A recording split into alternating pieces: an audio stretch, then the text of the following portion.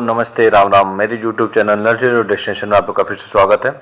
अभी जो Allahabad high court का ग्रुप सी का पेपर हुआ है 2022 में, उसका जो हिंदी का जो है जीएस का, इससे पहले मैंने आंसर की करा दिया है। अभी जो हिंदी का आंसर की हम लोग देख लेते हैं।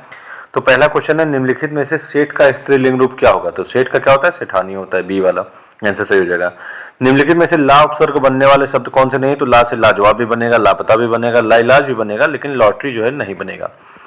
मोटा तो आपका डी वाला आंसर हो जाएगा। मोटापा, बुढ़ापा, इन शब्दों में सही प्रत्यय कौन सा है? तो इन शब्द में सही प्रत्यय कौन सा है? पा, बी वाला आंसर सही है। निम्नलिखित में से सही वर्तनी वाला शब्द कौन सा है?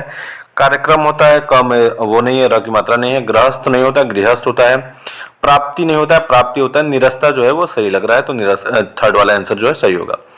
मेरे को अपने मामा के घर जानी है, तो इसका वाक्य का शुद्ध रूप क्या होगा? मुझे अपने मामा के घर जाना है। बाकी सब में देखिए जानी है लगा होगा, तो और बात उससे पहले वाले वर्ड में मेरे को लगा हुआ है, तो ये सारे वर्ड जो है आपके गलत हैं।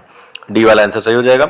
संधि विच्छेद है, कवि प्लस ईश्वर का क्या होगा? कविश्वर होगा। कवि प्लस इंद्र का क्या होगा? कविंद्र होगा। बी का फर्स्ट हो गया। वेद प्लस अंत का क्या होता है? वेदांत होता है। और शिव प्लस आलय का शिवालय होगा। तो आंसर कौन सा आपका? फोर्थ वाला हो जाएगा। पहले का थर्ड, बी का वन, सी का फोर्थ, डी का सेकेंड। नेक्स्ट कौन सा क्वेश्चन है? समास पूछा है। समास में कौन सा है? ऋण से युक्त क्या होता है? तत्पुरुष समास होगा।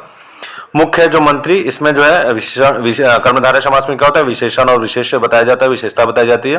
तो मंत्री के बारे में बताया जा रहा है वो मुख्य है, तो कर्मधारय समास हो गया। समय के अनुसार प्रथम पद प्रधान है, अविभाव समास होगा।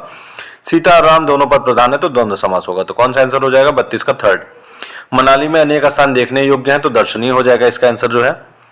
निम्नलिखित अलंकारों में से अर्थालंकार के भेद कौन सा है? तो अर्थालंकार उत्प्रेक्षा है, बाकी अनुप्रास, यमक, श्लेष ये सब शब्दालंकार के भेद है। उत्प्रेक्षा, व्यतिरेक और अतिशयोक्ति, रूपक ये सब किसके हैं? आपके अर्थालंकार के भेद हैं। निम्नलिखित युग में से क्रोध को दर्शाने वाला मुहावरा कौन सा है? तो लाल पीला होना, पीठ दिखाना, कुल खोलना, आग बबूला होना, दांत पीसना। पीठ दिखाना को छोड़ के बाकी सभी हैं, ए सी डी ई, तो थर्ड वाला आंसर है। होनहार वीरवान के होश चिकने पात, मतलब योग्य व्यक्ति के बचपन से ही गुण दिखाई देने लगते हैं, तो इसका आंसर कौन सा हो जाएगा? पहला वाला। होनहार के लक्षण प्रारंभ से ही प्रकट होने लगते हैं। निम्नलिखित शब्दों के विलोम कौन से हैं? तो अर्थ का उदय, अरुचि का रुचि, अर्थ का इति होता है, आविर्भाव का तिरोभाव, अनुरक्त का विरक्ति। तो सी वाला छोड़ के बाकी सभी आपके सही हैं, ए बी डी ई। ये आपका पैराग्राफ है, पैराग्राफ एक बार देख लीजिएगा अपना, मैं आंसर बता दे रहा हूँ।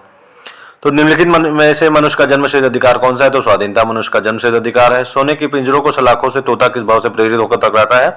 ताकि वह स्वतंत्र होकर पिंजरे से बाहर जाने के लिए।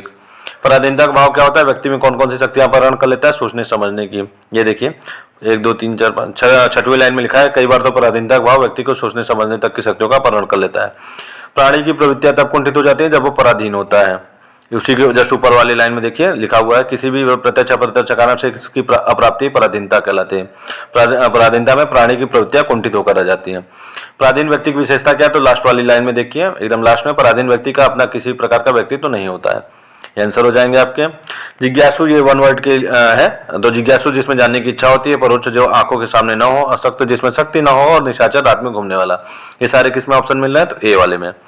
जिसने लाल कमीज पहनी है वो मेरा पड़ोसी है। वाक्य का सरल वाक्य होगा। 3 प्रकार के वाक्य होते हैं, सरल, मिश्रित और संयुक्त। मिश्रित को जो है ये सरल में बदलना है, तो लाल कमीज वाला मेरा पड़ोसी, सिंपल वाक्य ये हो जाएगा आपका।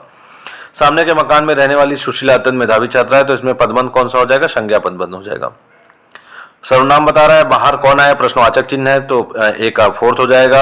वो अपने आप चला जाएगा, आप लगा हुआ है, निजवाचक हो जाएगा, बी का वन हो जाएगा। वो यह ले जाओ, वह ले जाओ, ये सब निश्चयवाचक होता है। मैं कल चला जाऊंगा, मैं, तुम, वह, ये सब पुरुषवाचक होता है। मैं जो है उत्तम होता है, तुम जो है मध्यम होता है, और वह जो है अन्य पुरुष होता है।